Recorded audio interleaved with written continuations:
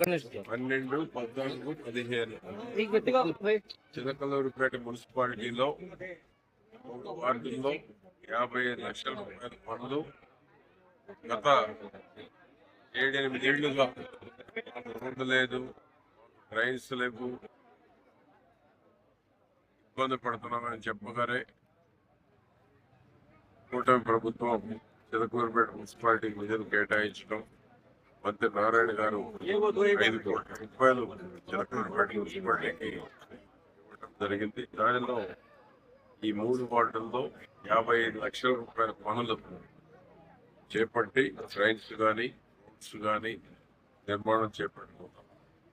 దీనికి తోడు చిలకలూరుపేటలో హిందూ, ముస్లిం, క్రిస్టియన్ 3 మతాలకు సంబంధించినటువంటి కబర్స్థాన్లు కానీ శ్మశానాలు కానీ వాటిని పరిశుభ్రంగా ఉంచి ఎవరైనా చనిపోతే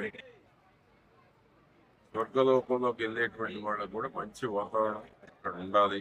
కబర్స్థాన్ కావచ్చు, శ్మశానాలు కావచ్చు, 3 మతాలకు సంబంధించినటువంటి చిలకలూరుపేటలో అన్నీ కూడా మెయింటెనెన్స్ చేయటం కానీ కూడా ఇక్కడ నుంచి ఒకసారి రెనోవేట్ చేసిన తర్వాత, రెనోవేషన్ అంటే శిథిలావస్థలో ఉన్నటువంటి శ్మశాన కాంపౌండ్ కావచ్చు, అక్కడ ఉండేటువంటి ఏర్పాట్లు కూడా కనీస సౌకర్యాలు కూడా లేకుండా, మెయింటెనెన్స్ లేకుండా ఏదైతే ఉన్నాయో అవన్నీ కూడా మెయింటైన్ చేసి మొత్తం ఒకరికి అప్పచెప్పడం జరుగుతుంది. ఎవరు చిలకలూరుపేట పట్టణంలో స్వర్గలోకానికి వెళ్ళేటువంటి వాళ్ళు, మరణించినటువంటి వాళ్ళు ఎవరైతే ఉన్నారో వారందరూ కూడా అక్కడ కూడా అన్ని వసతులు ఏర్పాటు చేయాలని ముందుకెళ్తా ఉన్నాం.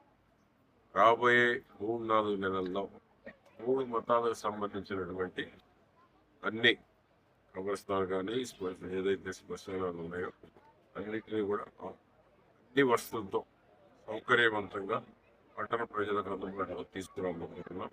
పనిచేసే ప్రభుత్వం ఉంటే, చంద్రబాబు గారు లాంటి ముఖ్యమంత్రి ఉంటే, లోకేష్ బాబు లాంటి యువ నాయకుడు రాష్ట్రంలో ఉంటే ఎంత వేగంగా అభివృద్ధి చెందుతుంది, భవిష్యత్తు గురించి ప్రతి క్షణం ఆలోచించేటువంటి నాయకులు ఉంటే పెట్టుబడులు ఏ విధంగా వస్తూ ఉన్నాయి, ఒక బ్రాండ్ ఏ విధంగా ఆంధ్రప్రదేశ్ చంద్రబాబు గారు క్రియేట్ చేయగలిగారు, అటు పవన్ కళ్యాణ్ గారు పైన మోడీ గారి సహకారంతో ఆంధ్రప్రదేశ్లో అభివృద్ధి వేగంగా ఏ విధంగా పరిగెడుతుందో చూస్తే పక్క రాష్ట్రాలు కూడా ఈర్షపడేటువంటి పరిస్థితి ఉంది.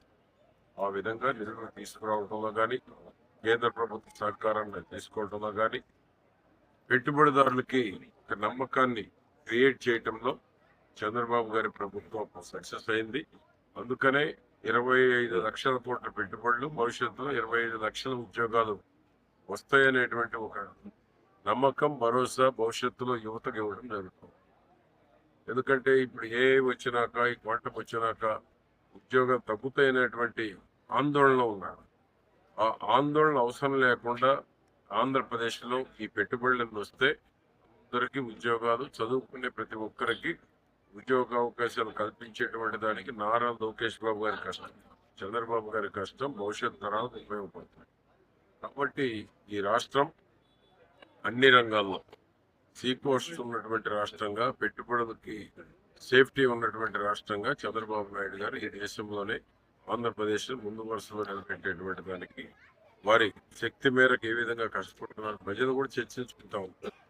చంద్రబాబు గారు సుదీర్ఘ కాలం ఈ రాష్ట్ర ముఖ్యమంత్రిగా ఉంటే మా కష్టాలు పోతాయని ప్రజలు చర్చించుకుంటా ఉన్నారు.